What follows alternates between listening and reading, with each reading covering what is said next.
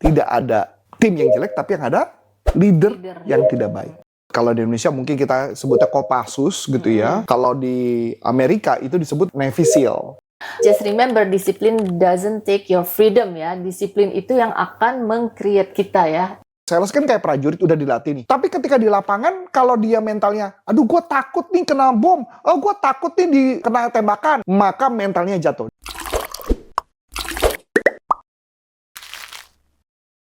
Halo sahabat sales dimanapun Anda berada, jumpa lagi dengan saya Namilani dalam YouTube channel Coach Antonius Arif yang membahas tentang selling dan marketing.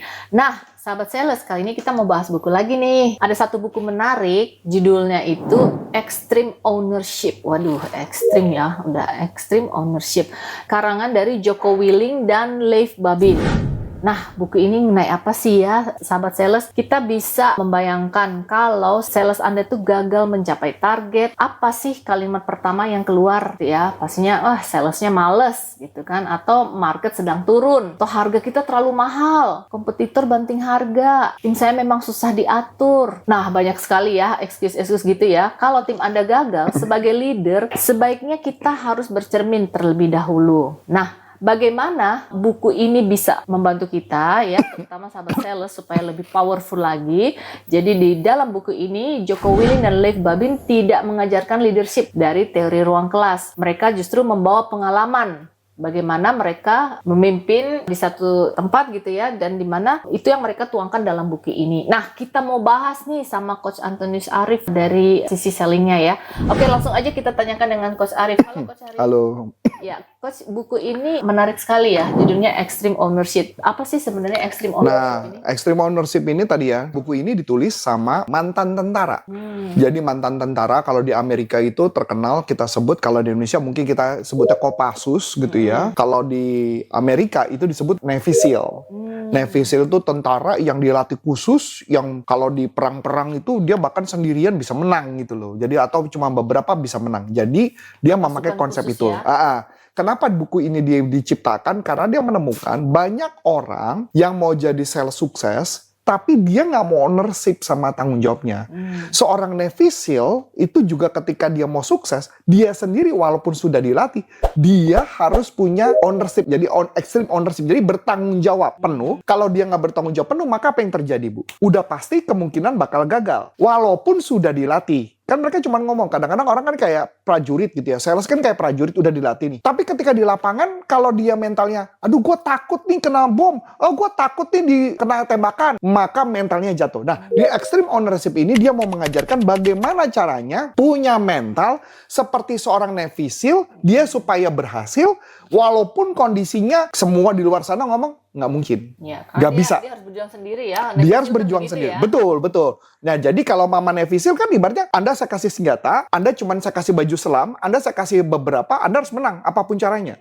Jadi nggak ada kata kalah. Ketika pilihannya, musuh ya. Dan pilihannya buat Navy SEAL adalah menang atau mati. Karena kalau Mama dia ketangkep kan mati, Bu. Iya. Nah, ini sama. Memang bedanya kalau sales nggak mungkin langsung mati gitu ya. Dia bisa resign keluar.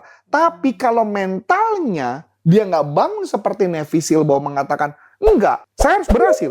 Ini istilahnya yang pernah saya sampaikan ada konsepnya kayak bakar kapal gitu loh, Bu. Jadi kalau kita bakar kapal, nggak ada pilihan. Kita nggak mau gagal, kita harus berhasil.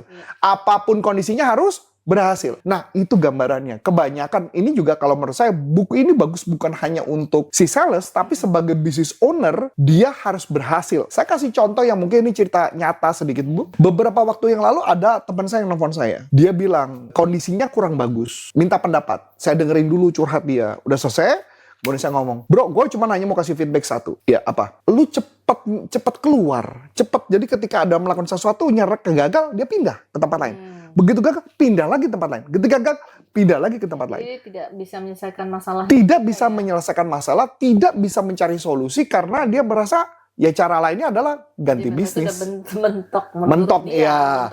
Nah, kalau masih ada cara. Betul. Bahkan kalau kita perhatikan ya, jadi seperti contoh, di dalam buku ini juga membahas tentang seorang pemimpin harus punya tanggung jawab. Pemimpin punya tanggung jawab kayak saya kasih contoh. Bukankah perusahaan korporat consulting yang kita punya, itu berkali-kali sebenarnya dapat hantaman berkali-kali, kondisi-kondisi tertentu, tapi kita masih berdiri, masih tegak, dan kita masih ngotot untuk berjuang. Yang berikut, nggak usah jauh-jauh deh, Bu. Bahkan YouTube ini aja deh. YouTube ini dulu, setiap YouTube yang kita buat, itu kontennya naik semua angkanya. Gila-gila naiknya luar biasa. Tapi apa yang terjadi? Kontennya menurun. Karena ada pilihan buat kita. Apa? Nyerah. Kontennya nggak perlu ada. Kita tutup aja. Atau kita ganti aja pakai konten ke platform lain. Tapi kita nggak nyerah loh. Kita masih melakukan edukasi. Kita masih memberikan ilmu dengan kondisi yang viewernya mungkin sudah... ya bisa dikatakan jelek gitu. Kami pun untuk dapat 1000 viewer aja udah setengah mati kami dapatnya. Tapi tugas kami adalah cuma satu. Kami mencari cara bagaimana biar kami bisa mengedukasi orang lain tentang penjualan. Nah, itu yang disebut namanya leader harus punya tanggung jawab. Kita kan punya tim. Timnya kan harus digajian, harus makan kondisinya. Mungkin karyawan hanya berpikir kan, ya kalau mama gue nggak gajian, gue pindah aja ke tempat lain. Ya memang benar, dia bisa melakukan itu. Tapi paling nggak dari kita mau nggak punya tanggung jawab itu. Nah, di extreme ownership, salah satunya ngedevelop hal itu, Bu. Ya. Punya mental, makanya pengusaha pasti cocok ya, Bu. Tentang ini kan, kebanyakan pengusaha mentalnya nggak sekuat itu.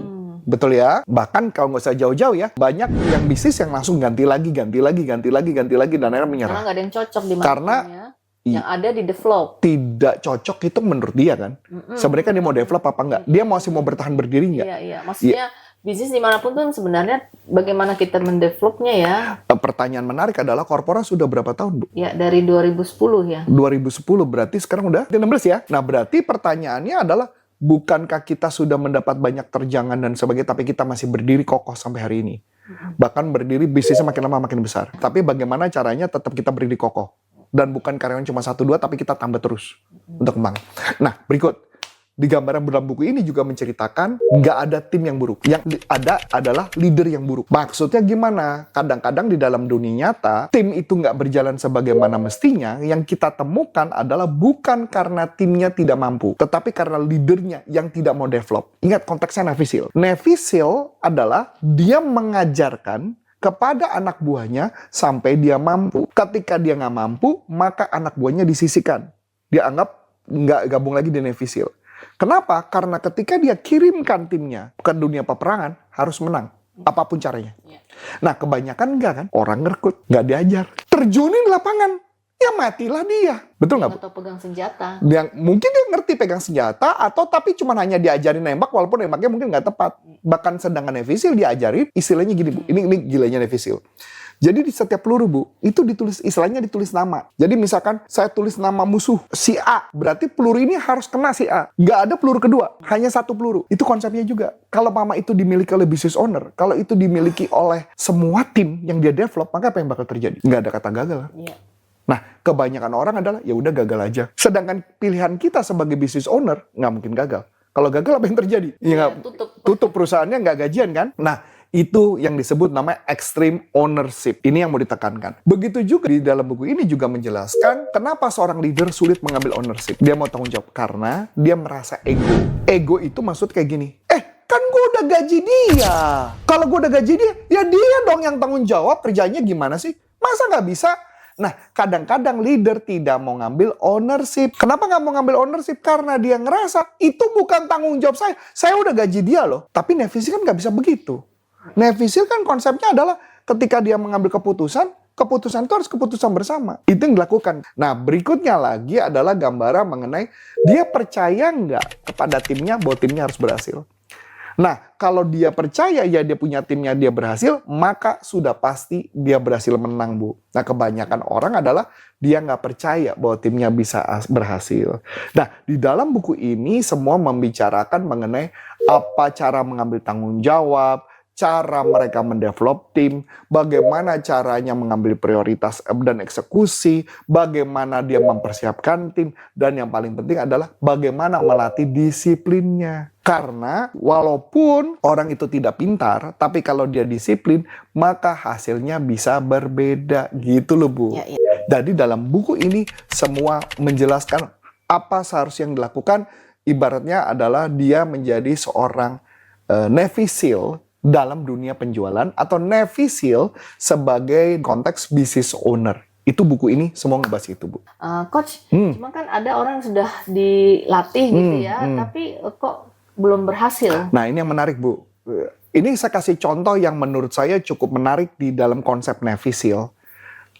Ibu pernah dengar nggak bahwa pilot-pilot itu ketika menerbangkan pesawat, itu tidak menerbangkan pesawat dalam simulasi. Mereka bukan latihan menerbangkan pesawat dalam kondisi baik-baik aja. Tapi mereka latihan menerbangkan pesawat dalam kondisi tidak baik-baik saja. Mungkin awan kumulus, mungkin saya nggak tahu. Pokoknya ada beberapa petir gitu dan sebagainya. Tapi gimana pilot itu bisa menerbangkan pesawat dengan baik? Atau bagaimana kalau pilot itu kondisinya ban depannya pecah? Bagaimana cara mendarat? Jadi mereka dilatih sedemikian rupa supaya yang menjadi problem yang kondisi tertentu, ya bahkan yang saya temukan Bu, kebanyakan orang gagal adalah karena dia belum pernah mengalami situasi itu dan dia panik. Kalau Ibu pernah dengar cerita tentang Kapten Skuli kalau nggak salah, yang pilot pesawat terbang yang berhasil mendarat dengan selamat, itu katanya mereka sudah berlatih di pikirannya dia berulang-ulang. Jadi dia berlatih dengan situasi yang sama dan berhasil mendarat beberapa kali atau puluhan kali. Jadi dia tahu persis apa yang harus dilakukan. Karena kenapa? Mungkin pada saat dia terbangkan pertama ada situasi dia panik. Begitu dia panik dia nggak tahu harus melakukan apa. Akhirnya terjadi mati gitu loh. Apa konteksnya dalam dunia penjualan? Bagaimana kalau dalam situasi kalau dia lagi jualan, customernya bilang nggak tertarik. Dipersiapkan nggak timnya? Kaget itu sih. Iya kan? Atau dia ngomongnya dipersiapkan nggak timnya? Langsung down mentalnya. Nah itu maksudnya. Jadi banyakkan prajurit tidak dipersiapkan atau sales tidak dipersiapkan pelatihannya menghadapi situasi itu yang disebut simulasi. Karena ketika sudah biasa, maka pinternya tubuh langsung beradaptasi dengan cepat. Nah itu maksudnya. Sales dilatih nggak situasi itu? Nah kalau semua dilatih, maka tim akan jauh lebih tepat. Makanya kenapa tidak ada tim yang jelek, tapi yang ada leader yang tidak baik. Itu aja mungkin yang mungkin saya sampaikan. Nah, sahabat sales, menarik sekali ya bincang-bincang kita, bedah buku kita kali ini. Just remember, discipline doesn't take your freedom ya. Disiplin itu yang akan meng-create kita ya. Jadi yang akan membentuk kita bagaimana kita nanti pada saat terjun di lapangan. Ya, sahabat sales. Nah, sahabat sales, kalau ada pertanyaan seputar buku yang kita bahas hari ini, yuk langsung aja dilayangkan supaya YouTube channel kita ini semakin bertumbuh. Sampai jumpa lagi dengan buku-buku tentang selling menarik lainnya yang akan kita bahas dalam YouTube channel ini. Bersama saya Namilani. Dan saya Coach Antoni. Saya mengucapkan terima kasih, sukses buat Anda dan sampai jumpa. Banyak ide, omset melejit.